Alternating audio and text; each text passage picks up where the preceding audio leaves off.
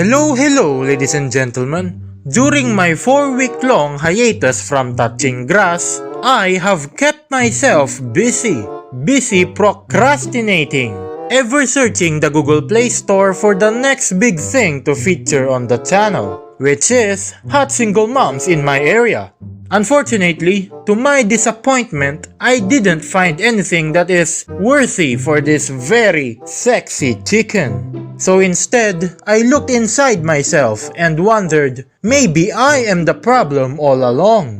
Then I immediately realized that I am a mobile game reviewer, so I was not the problem. A realization that pretty much surprises no one, as most mobile games suck. As I continue wasting away doing absolutely nothing, I turned towards the list of games I have on my phone. And by God, I found one. Unciv, ladies and gentlemen. Unciv is a 2D pixelated turn-based strategy civilization game where you play as one of many civilizations throughout history, featuring no basic tutorial whatsoever. Instead, you get an encyclopedia about everything and a lot of reading. An utterly confusing menu for beginners with a ton of buttons. Very bright and vibrant colors that often causes headaches, strains your eyes, and epileptic seizures. And many more. This game has been sitting in my phone for ages. My first ever game session as Spain dating back over 2 years ago. But chicken, if you had the game for over 2 years, why are you only reviewing it now? Well, my dear audience, that is a great question.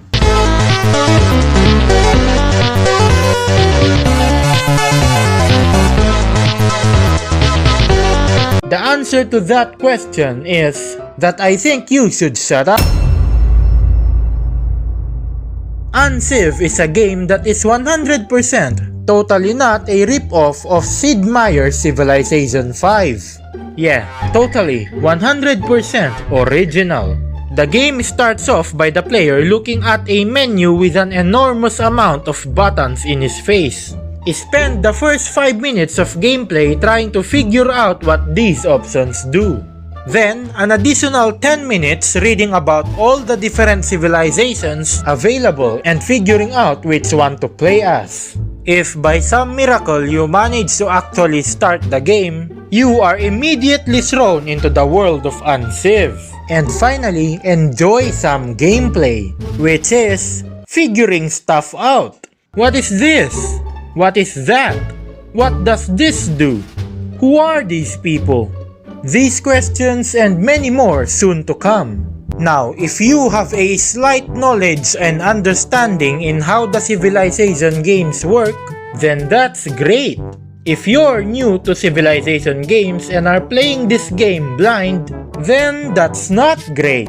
If you didn't spend quite a bit of time reading the tutorial encyclopedia, then God help you.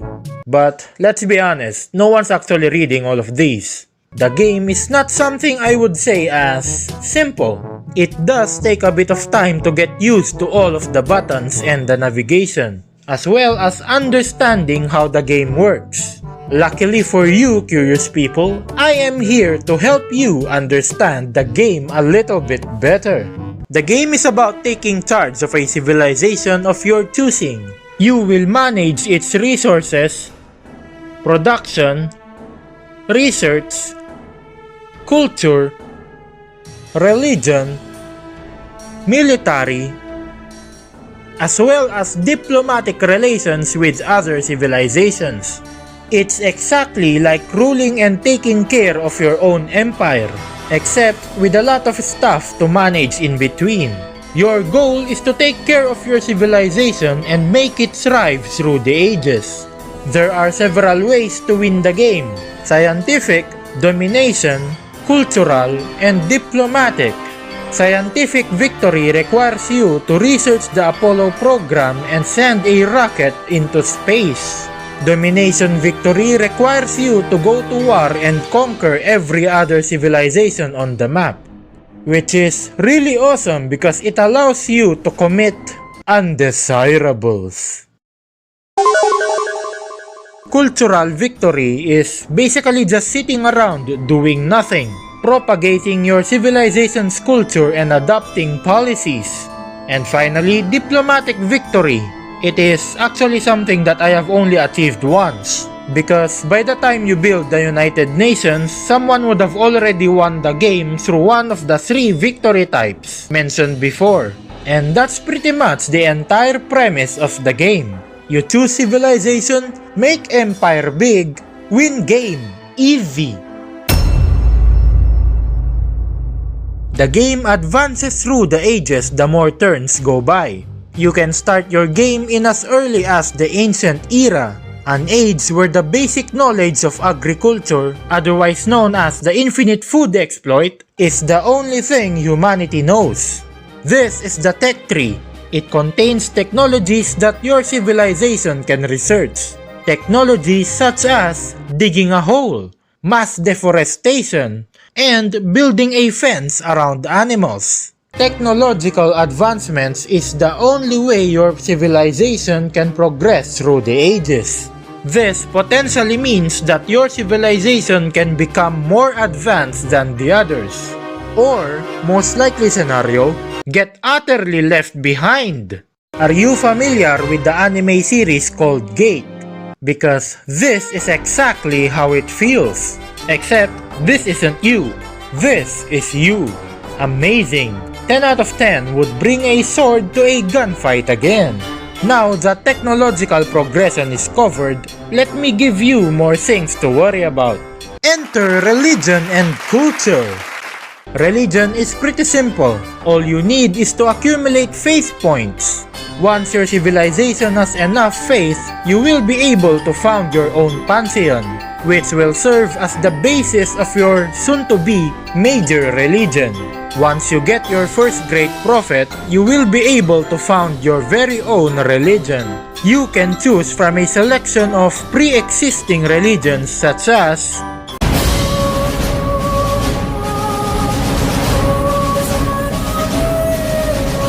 and O Allah the Almighty, Allahu Allah, protect me and guide me. Or something completely different, such as the CBT Advocates. As for culture, you would need to accumulate culture points. Once you have enough culture, you will be able to adopt social policies for your civilization, such as communism,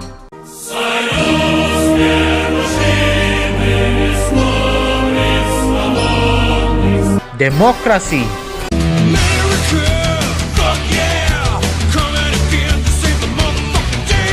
and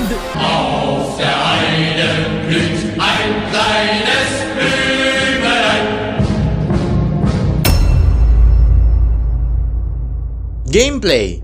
Probably the most unexciting aspect of the game. It's great for me, the player, but unexciting for you, the viewer. So you're lost. There are several difficulties, ranging from settler being the easiest to deity being the hardest. Deity is a difficulty that directly translates to go shove a broomstick up your ass. It takes off years of your lifespan through either hard raging because you can't win, or through intense micromanagement, which is ultimately all for nothing because you can't win. If you're gonna ask yourself, can I go for a cultural victory? Nope, you are behind in culture. How about a scientific victory? Nope, you are behind in science as well. Okay, what if I go for domination victory instead? Then we go back to this image right here. Point is, if you play deity, may the universe have mercy on your soul. Game speeds. You can play the game in different speeds in which it affects how fast the game progresses through the years. If you have ADHD and want fast games, then play on quick speed where the game skips through several years just to build one granary. Yep, totally realistic. If you're a gigachad that likes wasting his valuable time, then play on marathon speed. where you'll spend 90% of your time clicking the end turn button. Gameplay. Quick games typically lasts 30 minutes to 1 hour, more or less, because it also depends on map size and number of civilizations. On the other hand, marathon games can last for over 6 hours. It's insane. You might think that this is 6 hours of intense, high-octane gameplay, but no, it's not. Unless you count pressing and turn as exciting gameplay. You do you.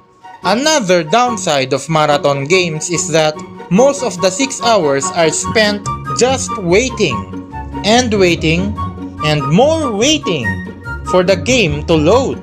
Because the game lags and becomes slower the longer the game goes on. Exhibit A.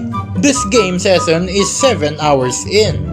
And yeah, it's not looking good in terms of performance. Amazing.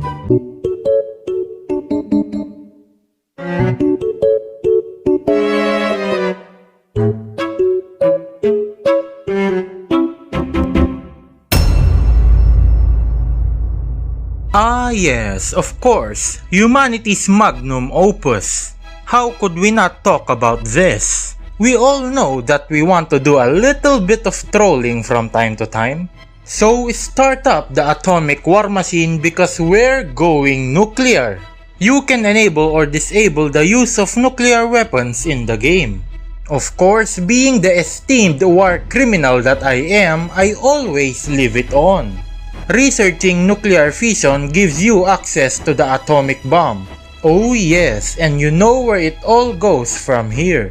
For the extra radiation, you can research rocketry along with nuclear fission to open the path for advanced ballistics. Researching it will give you access to the sweet nuclear bomb. Once you have either of the two, it all becomes free real estate. Nuke your enemies, nuke your allies, nuke the wildlife, nuke nature itself, or even nuke yourself. Everything can be reduced to atoms in just a simple push of a button.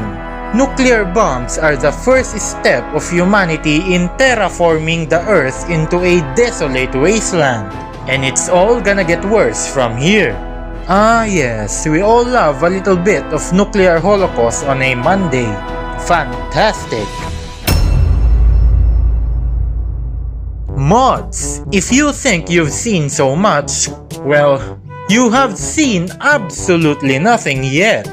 Community-made mods, ladies and gentlemen, we all love them. The backbone of any game's community. And a good excuse for any game developer to stop development and go on a vacation for several months. The game itself features an entire list of downloadable mods, all made and published by the Unciv community. You might not realize it, but I have been using mods this entire time, such as Bubbly Borders mod, Upside Down mod, Kakaulan mod, and Philippines mod. There are mods that adds new civilizations for you to play as. Some mods adds new resources into the game. Some mods literally changes how the game looks and how it's played. And some mods just simply yeets out game balance, logic, and immersion out the window. Play as a Maid Empire, the Undead, Ship Empire, or even the Aliens. All of which may or may not be, overpowered in their own way. There are also an abundance of custom maps for you to download and play in. Some maps even recreate parts of the world, such as Europe, Antarctica, the Americas, and Japan. You can even play the entire world if you want to. If you don't fancy any custom maps, then you can create your own using the in-game map editor and create your very own map just the way you like it. It is endless, ladies and gentlemen, and it's amazing. The game has no ads.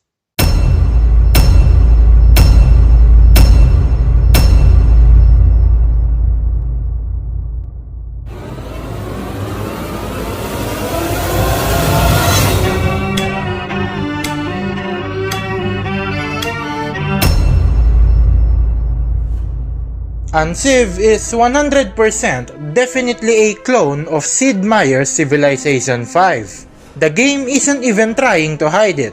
Don't get me wrong though, I'm not saying that this is a bad thing. In fact, I actually like it that the game is trying to recreate the Civ 5 experience in mobile. And Unciv does it really well. I have played this game a lot of times ever since I got it. All of the save files that you see here is all done in marathon game speed, with well over 100 hours of gameplay in total. And that's not even counting in the sessions that I didn't save. Overall, Unciv offers a great experience for those who like civilization building games, and to those who are new to the genre. So ladies and gentlemen, this marks the end of this video. I really hope that you had a fun time as much as I had fun making it. I thank you all for watching and see you guys in the next one.